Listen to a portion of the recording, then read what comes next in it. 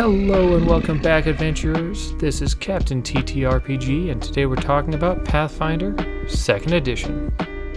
Piercing eyes gaze through a black mask.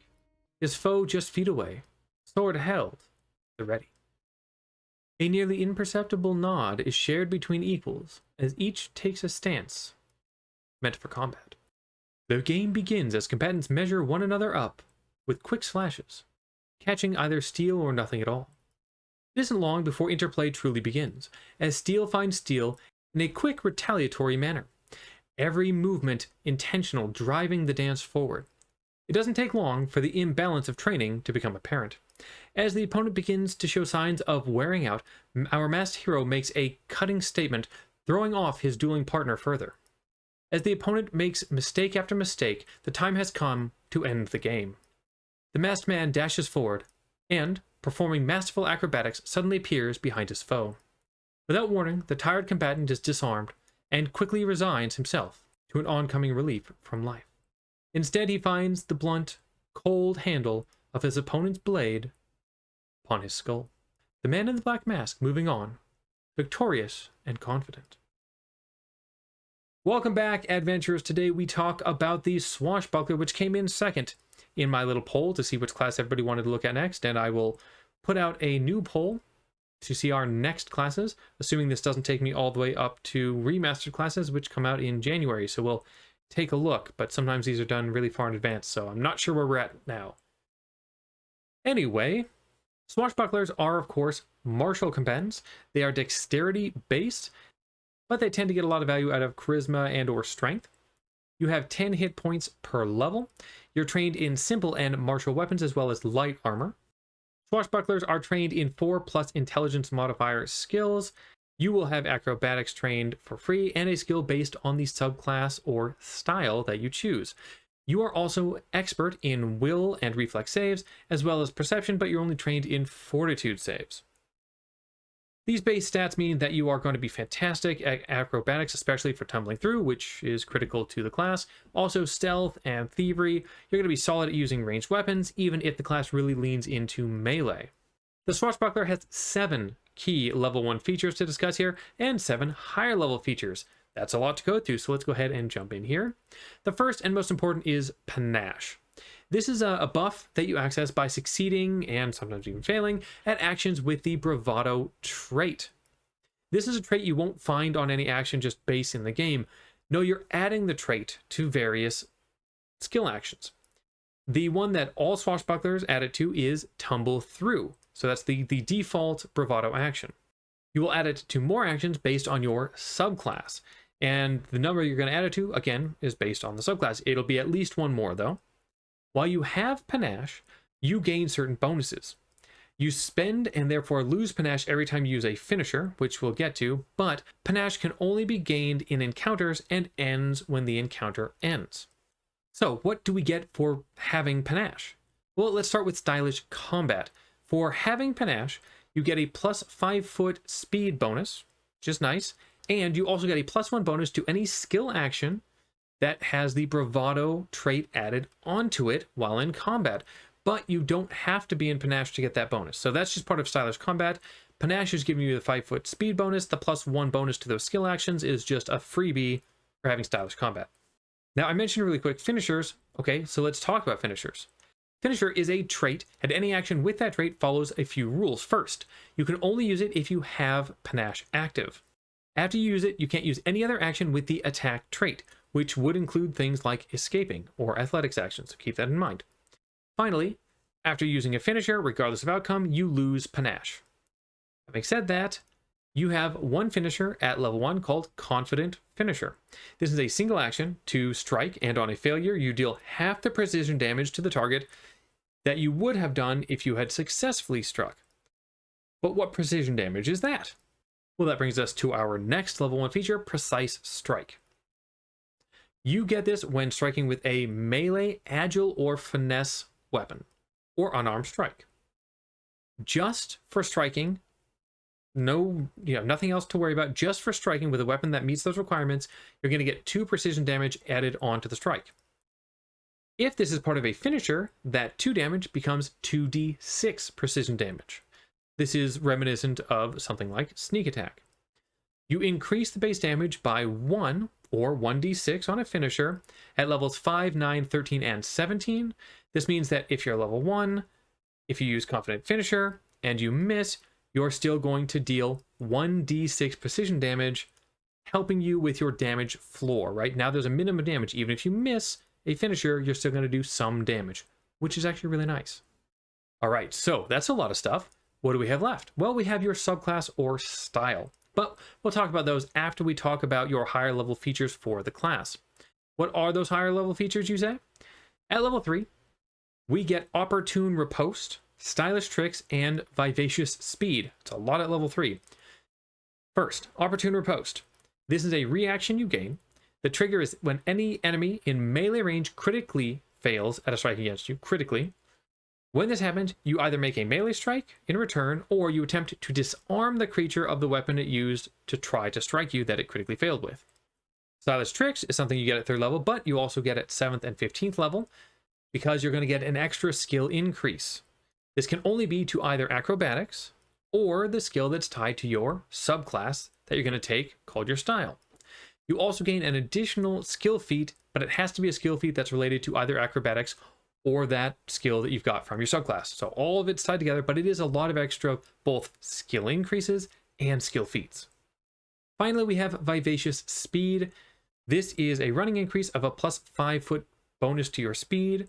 This means that the speed you got from your level 1 feature goes up to 10 feet when you have panache, but at least you still have the 5 feet even when you don't have panache. And this is going to go up by another 5 feet at levels 7, 11, 15, and 19. So at 3rd level, it means you get that extra 5 feet at all times, which is actually really nice. At level 9, you get Exemplary Finisher. This is an added effect after you successfully complete a finisher strike. So you have to actually land it, you can't miss, but the actual effect will vary by the style or subclass that you take. So we'll get to that when we talk about those subclasses. An example is being able to step as a free action after the finisher. So that's one of our subclasses will give us that. And again, you do it immediately after you succeed the finishing strike. Succeed or crit succeed, of course. At level 11, you get Continuous Flare. This lets you use your +1 circumstance bonus to bravado skills outside of combat as well, because normally it's an in-combat thing only. Getting to use them outside, you'll see the skills involved. It's actually really nice. At level 15, you get Keen Flare. Strikes with a weapon you have master proficiency in gain the natural 20 success on a 19 as well, right? So normally on a 20, you take whatever a 20 would have given you, which is normally success, and increase it 1 level, guaranteed. This normally goes to a crit success. Well, now 19s will do the same thing. And finally, at level 19, you get Eternal Confidence. You can give any strike, finisher, or opportune riposte the failure outcome of Confident Finisher, including the increase to it from Precise Finisher, which is another feat you can take later on, which is really, really good. Precise Finisher lets you add the full precision damage instead of only half of it. So again, really, really strong. This must still meet, of course, the criteria for Confident Finisher, so you're still using Agile or Finesse one-handed melee weapons. Now that we finally got through the features, let's go ahead and talk about these styles or subclasses. These styles are going to give us a trained skill proficiency. Sometimes you'll get a skill feat with that, but not all the time. You're going to get at least one related action that gains the bravado trait. So it's an existing action, it's just for you it has the bravado trait. And an exemplary finisher that I talked about that goes on for level 9. Right after you succeed at a finisher, this is what you get to do. So let's talk about all of them really quickly. I'll dive into more of these when we get to our ranking video. First up, we have the Battle Dancer. It gives you the performance skill. You get the free skill feat, Fascinating Performance. The perform action gains bravado trait for you, and you step as a free action after your exemplary finisher. The Braggart gives you intimidation training. You get no feat with it, but the demoralize action gains bravado. Your exemplary finisher is if the foe was immune to demoralize, it is no longer immune to demoralize. Then we have the Fencer. This gives you deception training. There's no feat here either. Your bravado actions are create a diversion and feint. And your exemplary finisher is the creature becomes off guard until your next turn. I assume the start of your next turn, but it doesn't actually clarify between start and end, so I'm going to go with start of next turn. Then we have the Gymnast. This gives you training in athletics, no feat here, but you get the bravado action added to grapple, reposition, shove, and trip. Your exemplary finisher is if you've got the creature grabbed or restrained, or prone, when you use a finisher against them, you get a bonus to the damage equal to the number of damage die. Then we have Rascal. This gives you training in the Thievery skill. You get the Dirty Trick skill feat. That Dirty Trick skill feat also gains the Bravado trait. And your exemplary finisher is the creature that you struck has a minus 10-foot circumstance penalty to speeds for its next turn. And finally, we have Wit. This gives you training in Diplomacy. You get the Bon Mot skill feat. You add Bravado to Bon Mot. And the exemplary finisher is a minus 2 circumstance attack penalty to rolls until the start of your next turn. So all strikes that the creature makes will have minus 2 circumstance to the attack. Whew. All right, now that you understand the basics and the subclasses, let's go ahead and talk about the feats, starting with level 1, and we'll talk about a few of the higher level ones. We have Disarming Flare, level 1. This is Disarm gains the Bravado trait. And then we have Elegant Buckler, level 1. A buckler for you gives a +2 bonus when raised instead of a +1 to AC, and if a creature critically misses you with an attack while you have it raised, you gain panache until the end of your next turn. We have Extravagant Parry, level 1, 1 action. You have to be wielding one or more one-handed weapons. You gain a +1 circumstance bonus to AC, or +2 if you have a hand free, or one of the weapons has the parry trait. This lasts until the start of your next turn. If a creature misses you with an attack, you gain panache until the end of your next turn. Then we have Flashy Dodge, level 1, reaction. When a creature you can see targets you with an attack and you aren't encumbered, you gain a +2 circumstance bonus to your AC. If the attack misses you, you gain panache until the end of your next turn. Bit of a theme here about gaining panache until the end of your next turn. Which is probably a good time to mention, panache doesn't go away unless you use a finisher normally. So normally if you gain panache, you just have it. A lot of these feats are at least giving it until the end of the turn, your next turn. So that is helpful because you can then get it permanently during that turn. Flying Blade, level 1. You get to add your precise strike damage to agile or finesse thrown weapons if thrown within their first range increment. These also qualify for Confident Finisher and any other strike-based finishers that normally say melee. We have Focused Fascination, level 1. This requires that you have fascinating performance already. When used in combat, your Focused Fascination only requires success in order to fascinate the target, not critical success, which is what it normally takes. But it only counts if you use it against just one target, because as Focused Fascination increases as you go up in your performance level, it can hit more targets, but this only counts if you only target one creature. Then we have Goading Feint, level 1, Trained in Deception. This basically changes up what the success and crit success criteria of your feint are. So in this case, you give up what you used to do with feint, and now your crit success gives the target a -2 penalty to all attack rolls against you until the end of its next turn. And on a success, the target has a -2 penalty to the next attack roll against you until the end of its next turn, but it's just one attack, not all of them. Then we have One for All. Level 1, 1 action, requires Trained in Diplomacy. You choose an ally within 30 feet, and this counts as setting up aid for them. Then when it's time for your reaction to aid them, you can use Diplomacy to aid any check. This check also gains the Bravado trait, which means you'll gain panache by doing it.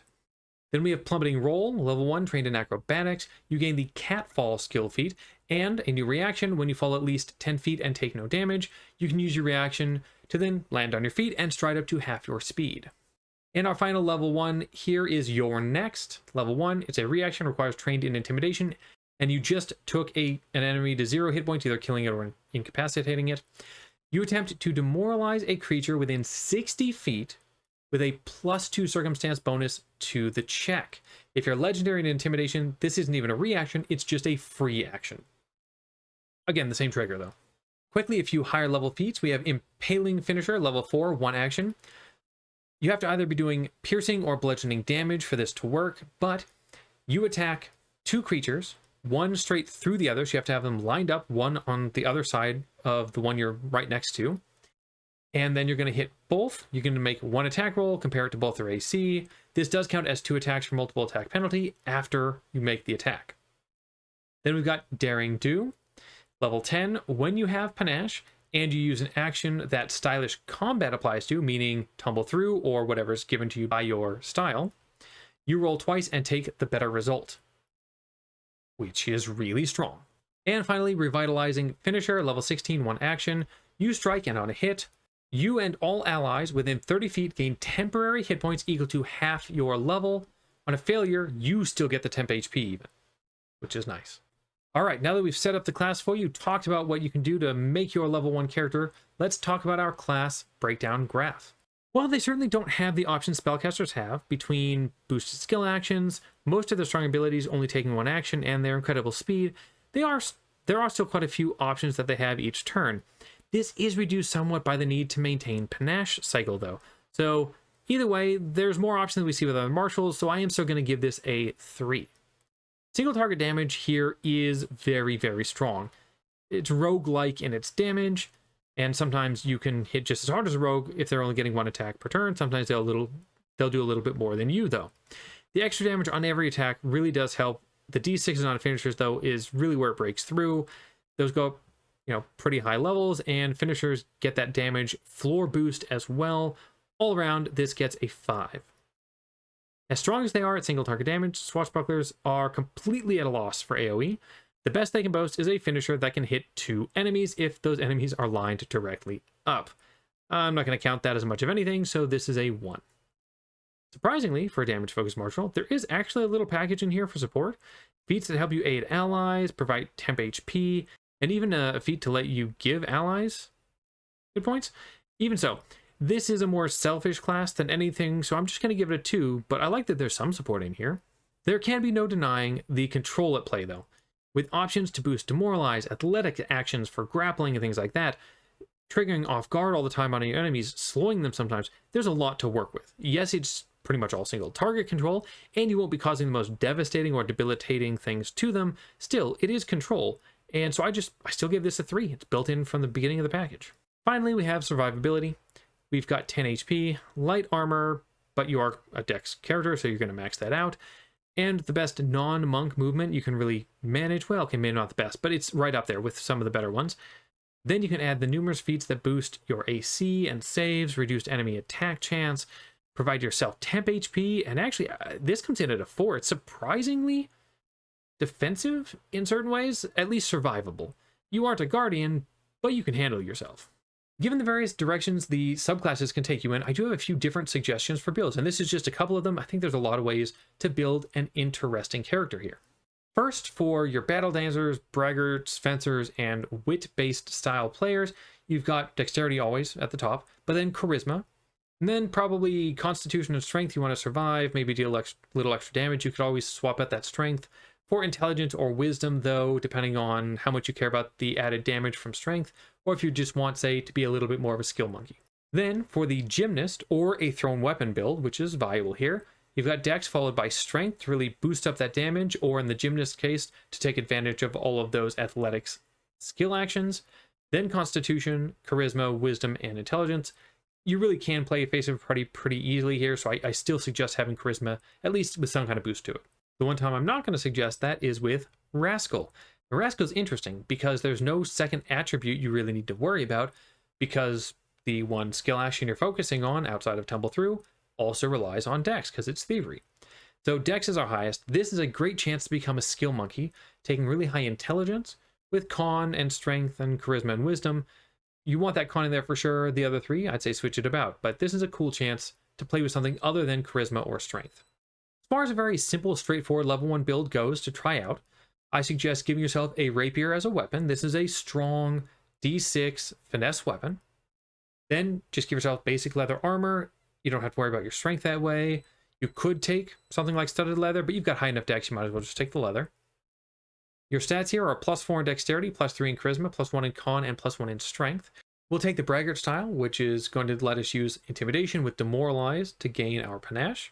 And for the fun of it, because we took that, let's go ahead and just take the related feat, Your Next, which lets us intimidate, meaning demoralize, a creature within 60 feet with a nice bonus to that demoralize when we down an enemy. With that in mind, let's go ahead and jump into some Swashbuckler gameplay.